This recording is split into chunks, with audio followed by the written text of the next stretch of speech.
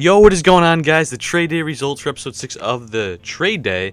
Before we get into this, huge shout out to HutPuck Traders for a fast and reliable service. The link will be in the description, but let's move into this.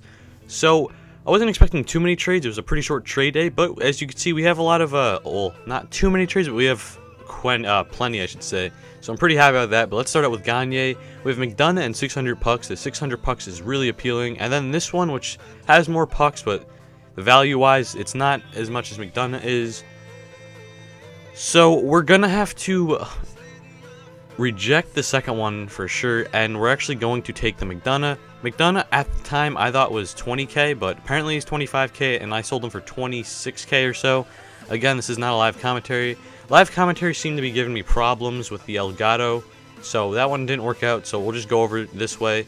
And we have a Carter, which is pretty good. Okposo, which I like the puck amount, but I feel like he would just be too hard to sell. 20k straight up, I could sell Gallagher for more than that. This one, obviously really good at the moment. I wasn't sure what Rene was worth.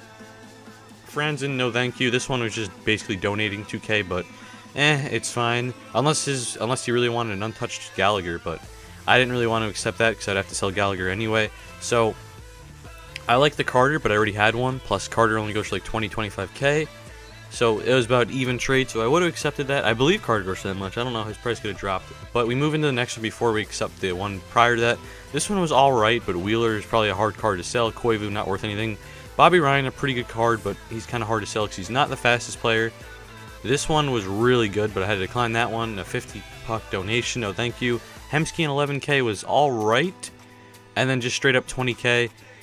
And the one that I actually decided to go with, which may be kind of shocking, I probably could have made more pucks if I just tried selling Duchesne regularly. I mean, he's already at the right wing spot, and I believe center's right wing goes for like 7 or 8k nowadays. But I was going to go with the Bobby Ryan because I believe he's 88 overall, which is higher than Duchesne, but his skating, I think his actual skating is like 86, the Hut Live one, maybe 87.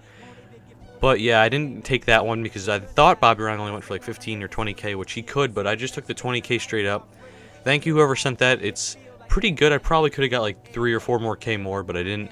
And then this one, you obviously went with Rene because Rene, as you can see right here, is worth 40. Oh, you can see right there, 44k. So I feel like this is a donation. So I really do appreciate the trade, and the silver players will just be thrown in my collection. But that was a really good trade in my favor. Thank you very much. You obviously didn't have to. If you just sent something worth whatever 25k, that would have been great. This one was Skinner 20k. 40k straight up, 4k in Hossa, which I think Hossa goes for like 35k or so.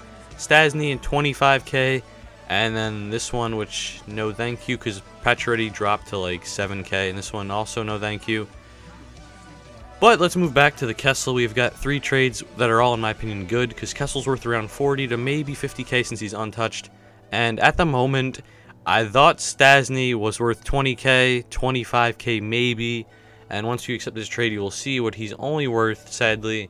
Stasny only worth 14k. I did, though, end up selling him for, like, I think 14.25k. So I made about 40k, but I probably should have just took the 40k in Carlson for straight-up pucks, but I didn't. But those 3 trades were really, really good. This trade, wasn't really sure what Sagan was worth. I don't feel like Ginla was worth anything with only 84 skating. We've got 51k in Jágr, which I'm getting the pucks, which I asked for, so I decided to take that. I think Tavares may be worth 55 to 60k, but whatever. I do really appreciate the pucks, even if you're 5, 10k off. Doesn't really matter to me. As long as you actually went the initiative and sent the trade, it means a lot. And this final trade, this one sent some some cards that I had no clue what the values were worth. The Granlund, I don't remember the value of that at all. The 89 JVR, had no clue what his value was worth. Bishop, I actually was looking at his price. They're all going for around 60k, so this one looked really good to me. But then the Granlund, I saw he was going for like 55 or 40k. I mean 50 or 55k, so that was pretty good as well. And then this final one was actually really good, but I didn't know the value of Solani at the time. I thought he was only 30k, and I thought Plekanec was 30k, so it's only added to 60. But I believe Solani's 50k, and Plekanec's around 30 to 40k, so that's around 90 or 80k. For Zetterberg, who's only worth around 70 or so. So this one added to about 60 to 65k, so definitely good in value. I don't know how much that Rakus guy is worth. Rakus, well, I don't know how you pronounce that. I don't know how much he's worth, but I would assume he's not worth more than 2K, maybe 3K at most, so this trade didn't really, it almost added up, but just wasn't there. Plus, Granlund probably wouldn't have been the easiest to sell. There wasn't any JVRs on the market, and I just don't see him being worth that much, because I believe his team of the year is only worth around 150 to 200K. I could completely be wrong, be worth 400K, but this card right here, I just don't see worth being that much, because as you see, Zetterberg pretty much has better stats.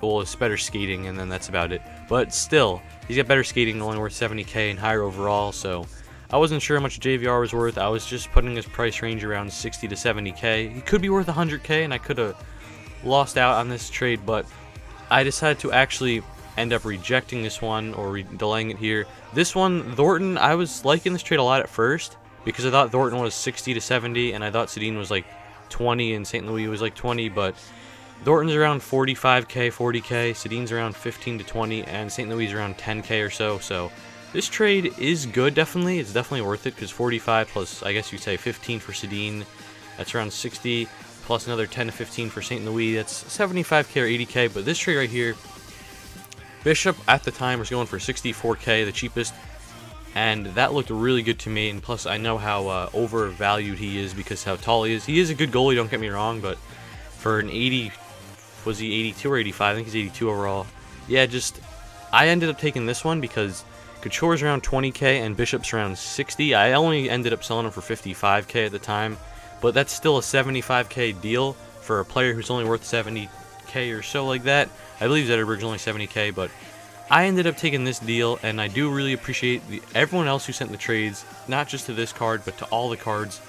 It actually means a lot that you guys actually took your time and sent the trades in. But as you can see here, it says only 47, but I did end up selling them for 55. And thank you all to send in the trades. It means a lot. And the only two players we didn't sell were Stasny and Burns, but whatever. This may be the last trade day, so whoever sent in trades, thank you again. But if there is another trade day, I will make a video, obviously, and you guys can send in more trades.